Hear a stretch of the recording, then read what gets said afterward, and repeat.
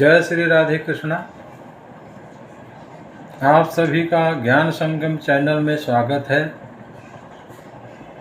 आज का हमारा टॉपिक है पराई स्त्री पर बुरी नज़र डालने वालों को क्या दंड मिलता है।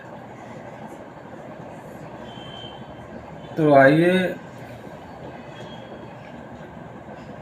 हम अयोध्या नगरी की एक घटना के बारे में आपको जानकारी देते हैं, जो कि श्रवण कुमार, भक्त श्रवण कुमार के माता पिता से संबंधित है। अयोध्या नगरी में एक साहूकार शांतनु रहता था।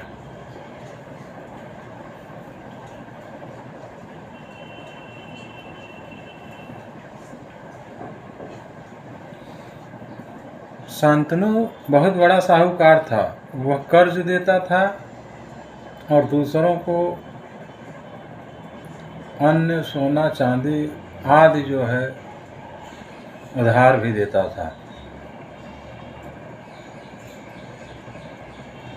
तो उसके यहाँ एक आया काम करती थी, झाड़ू पोछा किया करती थी, जिसका नाम भाग्यवती था। तो प्रतिदिन झाड़ू पोछा और अन्य कार्य साहूकार के यहाँ भाग्यवती करती थी। तो शांतनु की नज़र उस भाग्यवती के ऊपर पड़ी, क्योंकि भाग्यवती अति सुंदर थी। उसकी सुंदरता पर शांतनु साहूकार फिदा हो गया और भाग्यवती भी शांतनु को जो है चाहने लगी। दोनों में प्यार हो गया और ज़्यादा समय जो है वह शांतनु के साथ बिताने लगी। यह बात की जानकारी भाग्यवती के पति को मिली तो वह विचलित हो गया, क्योंकि भाग्यवती के 2 बच्चे थे जिनका लालन पालन होना मुश्किल हो रहा था। तो भाग्यवती के पति ने अयोध्या के राजा दशरथ के पिता अज के पास गया।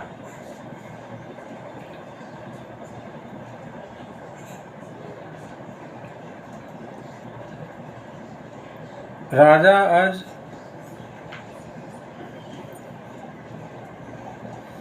की रानी इंदुमती और राजा अज के दरबार में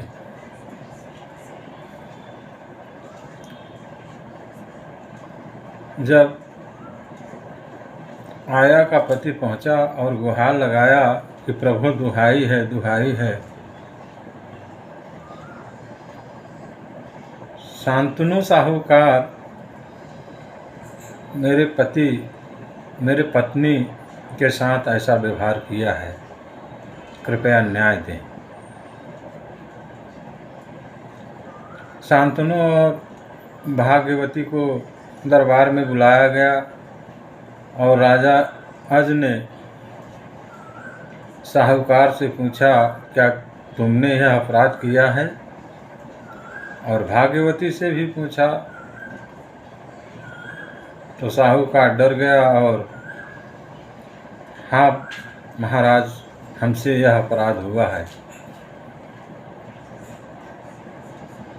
यह बात सुनकर राजा अज ने कहा कि इन दोनों के आँखों का दोष है। अगर ये एक दूसरे को इन आँखों से नहीं देखते तो यह प्रेम वासना नहीं जागता। अतः मेरा आदेश है कि इन दोनों की आँख फोड़ दी जाए। शांतनु और भाग्यवती का आँख फोड़ दिया जाता है। यह तो भाग्यवती के पति को न्याय मिल गया, लेकिन भाग्यवती के पति ने कहा कि इस निकृष्ट औरत के साथ अब मैं अपना जीवन यापन नहीं करूँगा। तो राजा अज के दिमाग में यह आया कि अगर यह दोनों यहाँ रहेंगे और प्रजा चर्चा करेगी कि इनकी आँख क्यों फोड़ी गई, तो गलत मैसेज जाएगा लोगों के बीच में और लोग भी ऐसा कार्य करने का दुस्साहस करेंगे। अतः यह मेरा आदेश है कि इन दोनों को घंघोर जंगल में भेज दिया जाए और दोबारा अगर दिखाई दें तो इनको प्राणदंड दिया जाए।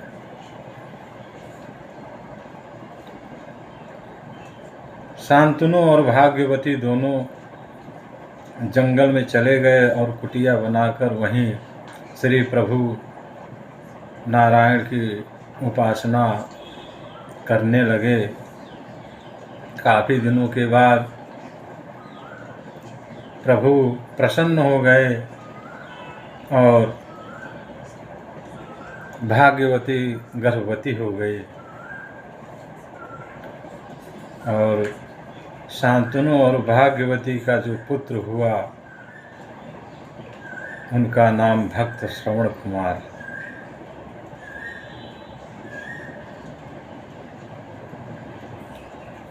श्रवण कुमार अपने माता पिता के बहुत भक्त थे और सेवा करते थे। जब श्रवण कुमार बड़े हो गए तो उनकी शादी हो गई। जब शादी हुआ, पत्नी आई तो पत्नी ने सास ससुर को सेवा में लग गई, लेकिन वह इतनी कपटी और दुष्ट थी कि जिस बर्तन में वह भोजन बनाती थी एक मुंह था, लेकिन एक ही पात्र में दो भोजन पकता था। एक छाछ नमक और चावल की खीर बनती थी तो एक जो है दूध चावल काजू बादाम डाल के बनती थी, लेकिन मुंह एक ही था। जिससे श्रवण कुमार को ज्ञात नहीं हो पाता था कि एक ही जगह भोजन बन रहा है। तो अपने पति को वह मीठा खीर खिलाती थी और मट्ठी चावल जो है अपने सास ससुर को खिलाती थी। एक दिन श्रवण कुमार आए और पिता के साथ बैठ गए तो पिता की थाली में जो भोजन था वह ज़्यादा गर्म था। तो श्रवण से बोला बेटा यह बहुत गर्म है। तो श्रवण कुमार ने पिता की थाली ले ली और अपनी थाली पिता को दे दी। श्रवण के पिता शांतनु खाते ही बोले, क्या बेटा आज कोई घर में उत्सव है जो खीर बनी है? बोले नहीं पिताजी, आज तो कोई उत्सव नहीं है, यहाँ तो रोज ही खीर बनती है। बोला नहीं बेटा। तब श्रवण कुमार को एहसास हुआ और पिता की थाली से उठा के निवाला जब खाए तो खट्टा था।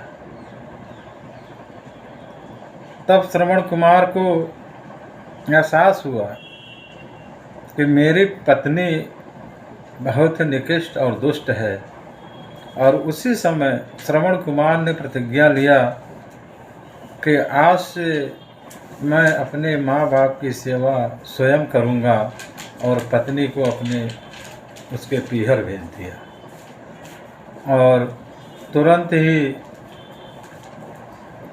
उनको 2 टोकरियों में बिठा के चारों धाम की यात्रा कराई।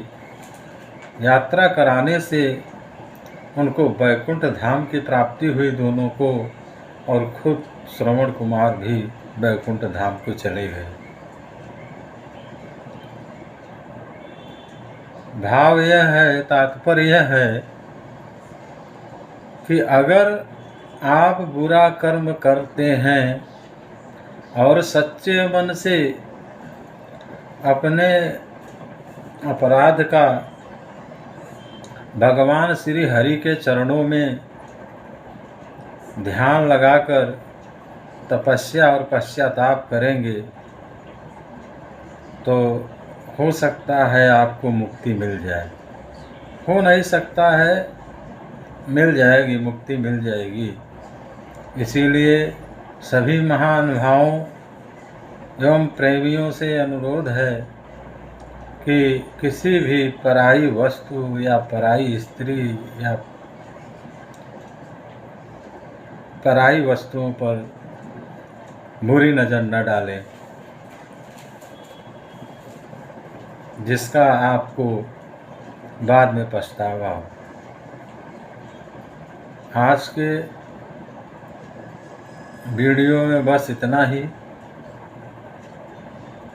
अगर मैं इस वीडियो के माध्यम से आपको कुछ जानकारी दे पा रहा हूँ,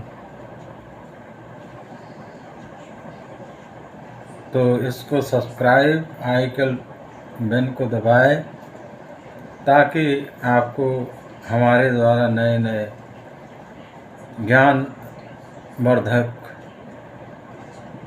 ज्ञान संगम चैनल द्वारा मिलता रहे।